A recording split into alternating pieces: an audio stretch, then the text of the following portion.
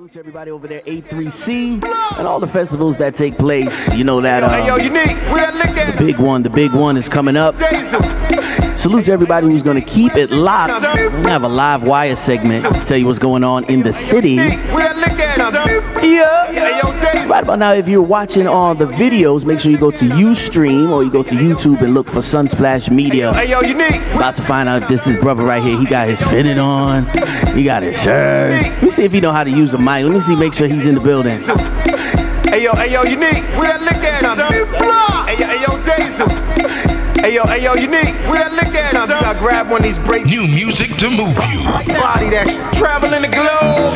And I rap like I'm rhyming in the road. Break dancing in the strobe. Pop locking, Glock popping, black stocking. Yankee hat low, we in here, club rocking. As we talk to some of the young people, we gotta teach them some new ways. Get me. Which actually is one of the old school ways. Crash the whip. How to carry yourself in the streets. And how to carry yourself when you're at school and things like that. There is a brother in the studio. They call him, or he calls himself, We Fight Kidz. That's the name of the association. I ain't even gonna go with the government name because we ain't like really. Make sure that's him. It's recorded. Okay, your mic on. 1 2 1 2. Okay. See, I told you, all them Brooklyn people, they already know how to use the mic already. It's not like I ain't gotta teach them nothing.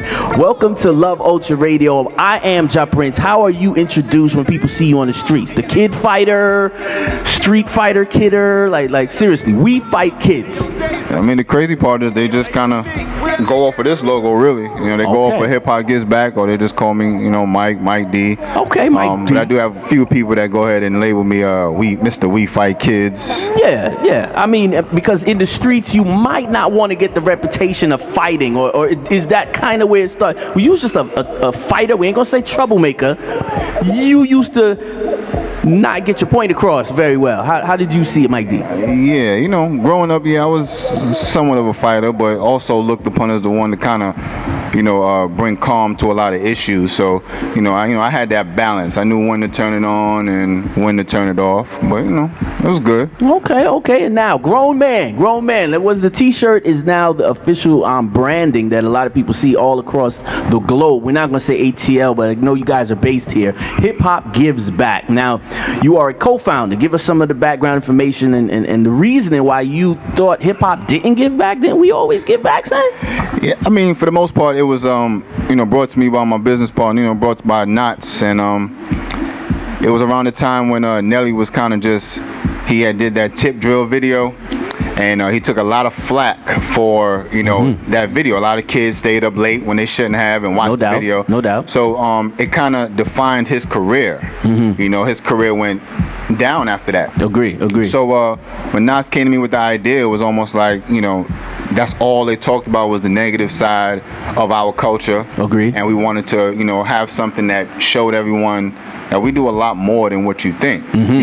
Besides Nelly doing that video, they never addressed the fact that he saved thousands of lives. Agree. With his leukemia drive. Salute. And he unfortunately he wasn't able to save his sister, but he did save thousands of other lives with the bone marrow drive and things like that. And that's the side of hip hop that we really wanted to to stress. And at the same time, when you guys are displaying and you're saluting and you're promoting in the website, you're shining a light not just to those sponsors who never knew that we actually give back, but even within our own culture. Some of the radio disc jockeys and some of the newspaper and the bloggers that only looked at him as Mr.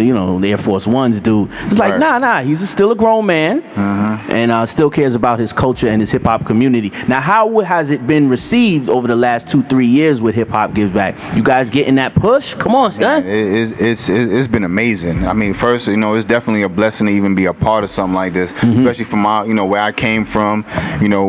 Our main focus kind of became providing people with things that we didn't have. Agree. Like me coming up from Brooklyn, there was a lot of things that was just missing from my life that, not to say I turned out bad, but I when you have certain resources around you, it makes anyone, that much better. But so we decided to make sure we provide those things the best that we can to not just, within our homes, but, like you said, just across the culture, period. We just want to push and promote that daily. Nice. Now, based in the ATL, and like you said, having the East Coast, the New York City, the Tri-State, have you seen as much support? Like, do you find other foundations, other organizations in California, in Chicago, Detroit. Do they acknowledge you? They see you online, get the follow back. You got Definitely. all that. Believe it or not, Hip Hop Gets Back is worldwide. It kind of shocked us when we started looking at the demographics. Mm-hmm. A lot of the hits that we were getting from all over the country, all over the world. We have people that hit us up. I can go through. We have emails that come to us. I guess people look at us as so huge. We get emails coming in, with all sorts of requests, help here, help there, and it's just, it's a beautiful feeling. There's some things that we can't do, but I guess our name being out there, people are like, look, let me just try to see what they can offer, and it's great, man. It's a blessing. It's nice. It's nice. We got brothers doing good things, positive things. Oh yeah. In the community, and that's worldwide. Now, at the same time as we segue over, we Fight Kidz. Now, we was doing our trolling. That's what you said. We was scrolling and trolling online, and there's I'm not gonna give too much light, but there's some bougie websites, and when I seen bougie, I was like, nah, I wonder what that's about. And they had an acronym, and it was like, nah, this really means bringing young ladies up. Okay, but at the same time, what does We Fight Kidz? Is this training? Is this like boot camp? What officially is it? Because I was thrown. You know what I'm saying? I was like, nah, I want no kid fighters. This ain't no martial arts type thing.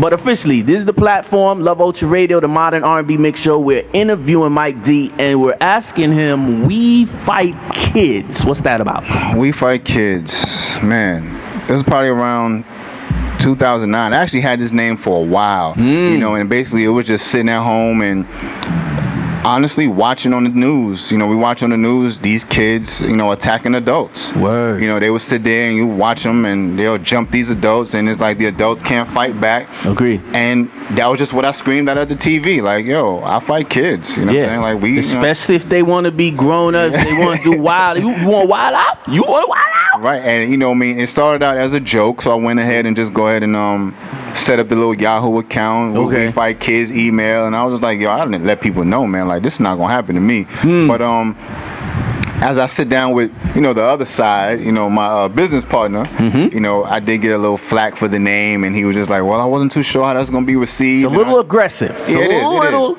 But that's the difference between me and him. He's on the more calm, relaxed side for the most part. I'm kind of more that aggressive firecracker, so something needs to be done because it wasn't being addressed, obviously, with the kids wilding out. So under Hip Hop Gets Back, there's only so much that I can do. The way that I like to address things, there's only so far I can go under that umbrella. So We Fight Kidz kind of allowed me to be me. Allowed me to go out there and just kind of talk the way I want to talk and address things. Use my approach, my personal approach. Word up. And so of course, when you get into the business side of things, you have to explain and break down exactly what it means for everyone to understand. It doesn't mean that I'm out here fighting children. We Fight Kidz is kind of broken down into 3 categories. We fight with kids, for kids, and against kids. And of course, you hear against, and that still sounds like, come on, like, I'm you out gotta here explain fighting that. kids. I got nannies out there kind of getting shook.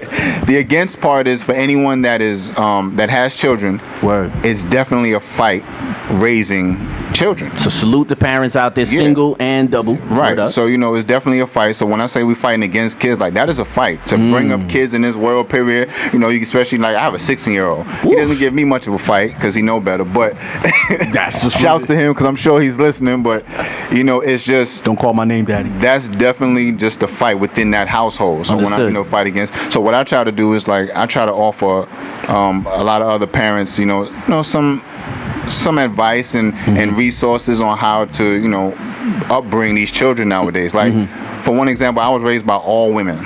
Salute. So basically, when you go by the label that society will put on me, I should have been a number of different things. We're gonna say you should have been the mama's boy. Yeah, you're probably been that, underdeveloped with learning how to interact. I've heard that in certain circles. And to keep it a little bit more raw, they say you gay or which is sad. Right. But understood. Also that very emotional or sensitive, or possibly that I probably even abandoned my own children because I didn't have that male figure. No doubt. And I wanted to show that my mother, she did it. My mother, my aunts, all of them, they did that. So when I hear parents nowadays, mothers especially, I can't teach this boy anything. I can't do this. I can't do that.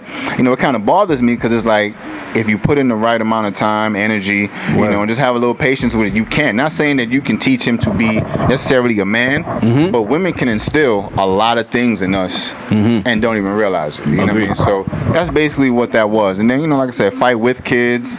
You know, kids have issues, and as parents, it's our job to go out there on the forefront and stand up for our children. Fight with them. You know, fight for. A lot of times, it's not even.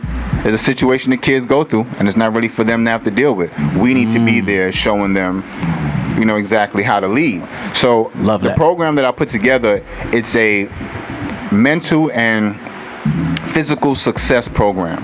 Okay. So basically, physically, you send your child to me. It's a 6-week program. We training, working out, you know, building up that physical, you know, that physical side. And then at the same time, while I have your attention, because you're probably out of breath or sore or in pain from the workout, and you listening, I'm coaching you mentally. You know, we having conversations on all of the topics that kids deal with. Agree. You know, from sex, drugs, dealing with parents, and you know, I get a lot of suicide calls. Word. And I am a life coach, by the way. Salute. I do have a psychology degree.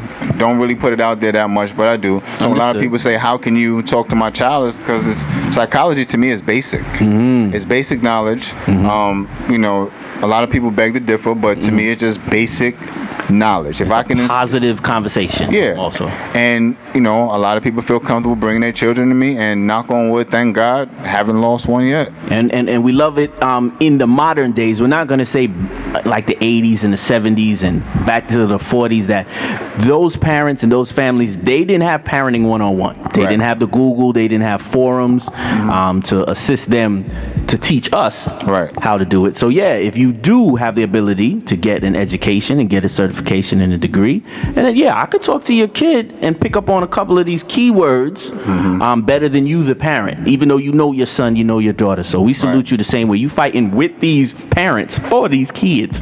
now explain some of the physical side of it, because you talking about waking some of these kids up like 6, 7 on a Saturday. Do they, like, when is the scheduled time or the most time that kids are cognizant, like the best time to get these kids? I tend to get them on the weekend. You know, kids will come through on the weekend, and you know, you just keep them for a couple hours, and we run through the program. I mean, it's real rigorous. Like, I should have brought a copy of it, but what I could do, but basically it's just it's exercise. I sat down and I put together a routine. You know, you hear all over, all these kids are obese, or these kids are this, they're out of shape, they don't go outside and play. So we work them out. I mean, it's hard. There we go. And they follow the rules? Yeah, they have to. They don't have no choice. They ain't got no choice. You see that straight face? Yeah. If you're not watching the video, salute to DJ Ted Smooth. Straight face, you remember. But yeah, it does take a strong man who believes, good conviction, as we can see right now. And you believe in it, that under certain umbrellas and the way that certain light is shown on certain organizations, we salute that. Yeah, sometimes you got to step out the box. There's more than 1 or 2 ways to attack some of these problems, and our children are going through a problem. Yeah, definitely. All right, so Mike D said he gonna step in there. There's a song playing in the background called No Selfies. Now, is there certain attitudes and certain mannerisms, like you got you have children, so from that elementary level and that high school level, you can see when some kids is about to get wild and they're about to take social media to another level. How do you address social media with young? They gotta have a phone, but you ain't gonna be on your phone all day. Yeah, like I tell my kids when it comes to social media, first of all, I restricted for a while. They weren't allowed to get on it until I felt they were comfortable. It wasn't necessarily an age put on it. It's more or less you're showing me that you're responsible enough to handle it. And you know, one of the big things that I stress is I tell them, you got to remember that everything you put out there stays with you for life. So you know, there'll be time my 16-year-old, I know he's probably mad I'm calling him out, but he's good. I would check his page. Number 1 rule, I don't care what social media page you have, I have to be your friend. Right. That way I can monitor and see what's going on. Kanata has to be his friend. You know what I'm saying? Like, Uncle K. We got to have everybody in position around here. You know, so basically you see something that's kind of, you know, out of pocket, then we address it. With my oldest son, a perfect situation was there was a time where he wasn't doing anything wrong, but he had associations. I didn't like the names of the people that were following him. Salute. And I made him take it down. Salute. Take the page down, because you're at the time 14. You have somebody that's following you. Her name is Miss Pop Booty or some Right. you know what I'm saying? Like Miss Call Me Later. Right. No. No. That's not gonna happen. So, you know, we were right there, and I had to have that talk with him. Like, Understood. you know, sometimes you get labeled by your associations, and though you can't control what she decides to put up on her page or the name she uses for her page or the picture she uses, you can't control who you follow and who you don't allow, who you allow to follow you. There we go. And that's what we stress. But a lot of parents have to pay more attention to those things, and you know, that's what we stress out here. There you go. These are lessons. These are lessons. Love Ultra Radio. His name is Mike D. He's in the building, literally. So we salute you for taking the time out. Now, with We Fight Kids, this is not just from the man's perspective. It just happens to be you. Are you expanding to have a woman's perspective? Like this is what Mama said. It what Grandmama say. Yeah, you know what? I think a lot of what I bring actually comes from that perspective, because a lot of what I learned was put in me by women. So, you know, I kind of know how to be, you know, that male figure, that father figure. I had to learn that on my own. Actually, I learned it from the streets, because, yeah, you know, that's probably where the rough approach comes in at. All right. But you had to learn it, and but a lot of what I, you know, my views come from the mind, I guess. You know, like my mother's, my aunts, and things like that, because it worked. You know, and I just don't believe in changing. You tweak it, but you don't necessarily have to change it. You know what I mean? You know, you got to move. You know, life progresses. You know, so the children, how we were back then, they're not like how they are now. So, you know, you got to progress, you know, move with that and all that. But, I mean, other than that, man, it's been good. And also, I've gotten a lot of mothers that actually come and meet with me to work out. So a lot of the parents has kind of taken over, which means I have to form another kind of subcategory. So instead of MAPS, which is for kids, which is mental and physical success, I had to start GGF, which is Gym or God, Gym, and Family. Nice. That should be the order of life. God or whatever it is, you know, whoever it is you praise to. Power pop. You know, and then Gym. A lot of people said to me, "Why is gym second?" Like to me, that's the second most important thing in my life. You gotta keep that temple clean. Right, and I feel like you're no good to anyone else unless you're good to yourself. For sure. You know, so you got to take care of you, and then family comes third, because you know your family's gonna reap the benefits. You know, what I mean, you already got your religion in order, you got your physical in order. You know, you good with yourself. There you go. Now you're gonna be that much better off to everyone else around you. So that's why I put that order in. He got the spirits aligned right now. Mike D, he's in the building. And at the same time, no one's gonna say, oh, you was from Brooklyn, so you might have had a rough life, or you might have had some bad problems.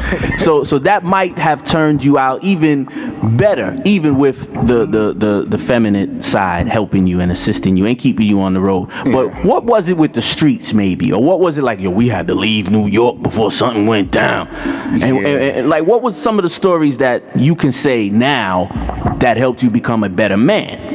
I think the biggest thing that impacted my life was my father not being there. You know, I like to look at things like, you know, things that are, you know, negative situations. I always try to find a positive in them, you know, realizing that it's not my fault that he left, so I'm not going to take the blame. I went around angry for a long time.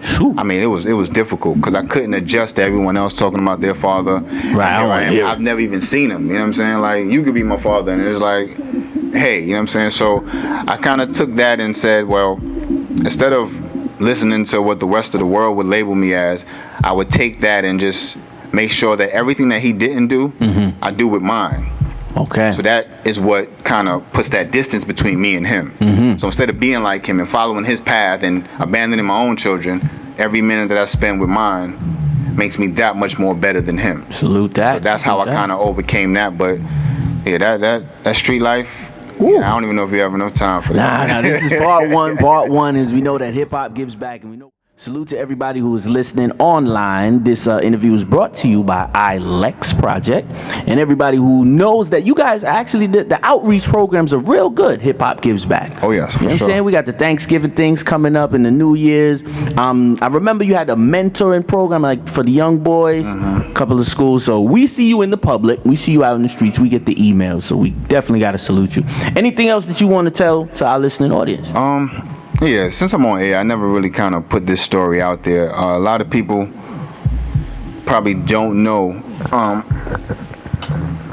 2000, like the whole thing with me with this whole physical and you know, this health kick, Sure. you know, it actually stems from something, you know, something that was kind of real, real crucial to me. So back in 2001, woke up one day, everything was normal.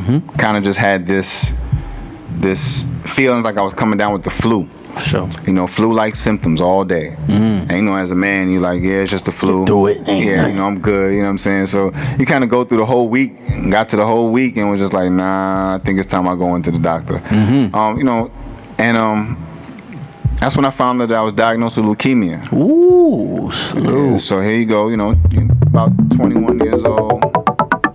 Found out, you know, leukemia. You know, doctor comes in. You know, you go through the whole spill of Sure. checking your blood and tell you, and that right there, that kind of changed my life. That definitely changed my life. You know, my sons at the time were what, 3 and 8 months when it happened. And now you have a total of 5 keeping alive. And like you said, at a young age, life started again for you. Yeah. That you got to pay attention to certain things.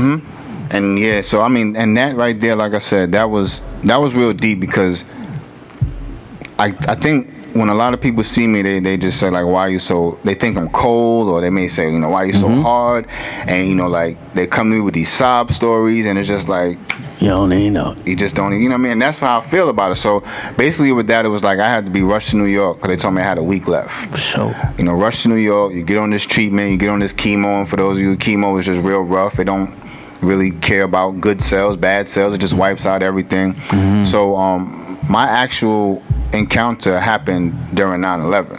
Ooh. So I was actually in the hospital in Manhattan when the planes hit. And it's like when those planes hit is when the chemo actually hit my body. And it actually kind of damn near took me out. I mean, there was just so many different times where the doctors were just like, you're not going to make it. But the one thing I like to stress to people, when you accept something in your mind, that's kind of when you start to go down. Okay. From the minute they came and told me that, you know, this was leukemia, Prognosis look away. I had everyone around me crying. For sure. And my reaction was, it's just a cold. You know, it's just a cold. We're going to be fine. Let's Right. just move on. Let's keep it moving. So, you know, I went through the treatment. It got rough. There's so many different situations and times where they said, oh, he's not going to make it. It was looking bad. I had to be taught how to walk again. No doubt. But actually, they said I wouldn't walk again. No walking, no this, no kids. They lied. You know, a bunch of different things. And it was... that showed me a different side of me. It showed me that, you know what I mean, when you put your mind and your energy into defeating something, and, you know, and believing, you know what I mean, it definitely can happen. Like, I walked away from medicine. I walked away in the middle of treatment because I figured, like, for one, I had insurance. I maxed it out at $350,000. Jeez. So after that, I had to start paying out of pocket. No doubt. And I was like, I feel better off the medicine than I do on the medicine. And it was just like, I asked my grandmother, I said, when you believe that you're healed, how do you go about it? She said, if you believe it, then you walk away and you just never look back. And that's what I did. So I started taking on the natural path. Natural remedies. You know, okay. at that time, green tea really wasn't popping over here in the States. I hear that. So I was having a relative send it from Canada. Bob? Yeah, you know, went ahead All and of a got sudden that. They said, nah, this is power. And of Speaking course, they truth to begged power. me not to walk away. You know what I mean? They begged me not to do, you know, just stay on the medicine. You can't stop this. You know, they had me on like pain meds, and they was saying, I asked him, I said, how do you get off the pain medicine? He said, you don't. Basically, we have to like kind of keep your doses. Yeah, wean you off. And I said, all right, cool. He said, whatever you do, just don't stop. So of course, me being a Brooklyn head, you know, New York. I go home and I take everything in the cabinet and throw it away. I'm good. Suffered for like 8 months. But you felt it. Like you felt I can get used to this and then I can overcome this. Yeah, and you had to keep fighting. You know, I wanted it. I wanted it that bad. Nice. You know, and so like, you know, that right there was big for me. So when I got on this health kick now, you know, I had to remember, like, got to make sure you take care of your body. For sure. You always got to take care of your body. You always got to stay in shape. My weight went down as low as 112. Keep it real with you. And we talking about a young man. Yeah. Young, healthy man. There's no way. I can't walk around the streets of Brooklyn in 112, man. Like that. It's not enough bubble gooses to kind of mask that. That wasn't going to work for me.